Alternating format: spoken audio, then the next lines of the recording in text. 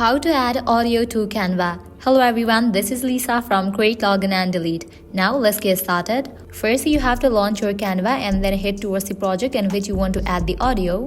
After you open it, at the left corner you're gonna find different options. You will see the option of uploads. You have to click on that option. With that you're gonna find different sections as images, videos and audio. Head towards the option of audio. You will get two options, upload files and record yourself.